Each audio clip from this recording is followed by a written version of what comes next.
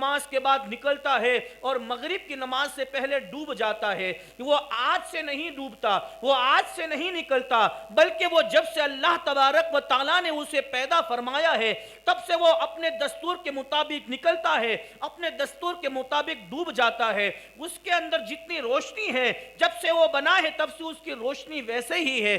اسی طرح آپ بادلوں کو دیکھیں کہ جب بارش کا موسم آتا ہے تو اللہ کے حکم کے مطابق وہی بادل آسمان میں گھیر جاتے ہیں، وہی بادل آسمان میں چھا جاتے ہیں۔ جب اللہ کا حکم ہوتا ہے تو اس سے پانی برستا ہے، اس سے پانی زمین پر اترتا ہے۔ پھر وہی پانی کو دیکھے کہ جب سے بادل بنے، جب سے وہ زمین پر پانی گرنا شروع ہوا، جب سے وہ بارش کا موسم آتا ہے، وہ زمین پر گرتا ہے، تو زمین پر گرنے کے بعد اسی زمین سے بہت سارے پودے اگتے ہیں، بہت ساری ہریالی اگتی ہے، بہت سارا گھاس اگتا ہے۔ اسی طرح چوپایوں کو دیکھو، جانوروں کو دیکھو، بہت سارے جانور ایسے ہیں جو گھاس پھوس کھا کر کے اپنی زندگی کو گزارتے ہیں۔ کبھی ایسا نہیں ہوتا کہ ہمارے گھر میں جو بیل کو باندھا ہوا ہے، ہمارے گھر میں جو بکری کو باندھا ہوا ہے، ہمارے گھر میں جو بھینس کو باندھا ہوا ہے، وہ گوشت کھانے لگے، وہ چربی کو کھانے لگے، وہ ہڈوں کو کھانے لگے۔ نہیں، وہ گھاس ہی کھائے گی، وہ زمین کی ہریالی کھائے گی۔ اسی طرح جنگل میں جو وحشی جانور زندگی گزارتے ہیں ان کی زندگی کو دیکھو کہ وہ گوشت ہی کھاتے ہیں۔ اگر ان کے سامنے آپ گھاس پھوس ڈالو گے تو وہ اس کو سونگے بھی نہیں،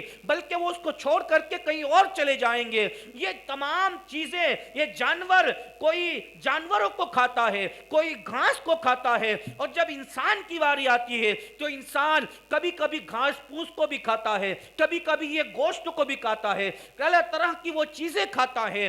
ہر انسان کا اپنا طریقہ ہے، ہر جانور کا اپنا طریقہ ہے، ہر چیز کا اپنا اپنا طریقہ ہے۔ تو جب سے یہ دنیا بنی ہے، جب سے چاند اور سورج بنے ہیں، جب سے چرند پرند اور تمام مخلوقات بنی ہے، تب سے لے کر کے آج تک ہر انسان، ہر چرند، ہر پرند، ہر مخلوق اپنی طرح زندگی گزارتی ہے۔ لیکن میں آپ سے یہ کہنا چاہتا ہوں کہ ان تمام چیزوں کے اندر کوئی ایسا تو ہے کہ ان تمام کو جینے کا سلیقہ سکھاتا ہے، ان کو جینے کا طریقہ سکھاتا ہے۔ کوئی جانور ایسے تو گوشت نہیں کھا لیتا، کوئی جانور ایسے تو گھاس پھوس نہیں کھا لیتا، کوئی انسان ایسے تو روزی نہیں کما لیتا۔ تو ہمیں جب ہم ان تمام چیزوں کو دیکھتے ہیں تو ہم سمجھتے ہیں کہ ان کو کوئی کھلانے والا ہے، ان کو کوئی پلانے والا ہے، ان کو کوئی چلانے والا ہے، ان کو زندہ رکھنے والا کوئی ہے، ان کو مارنے والا کوئی ہے۔ تو پتا چلا کہ ان کو جلانے والا، ان کو مارنے والا، ان کو کھلانے والا، ان کو پلانے والا اور کوئی نہیں ہے، بلکہ وہ مالک الملک، ہمارا تمہارا پروردگار عالم ہے۔ وہ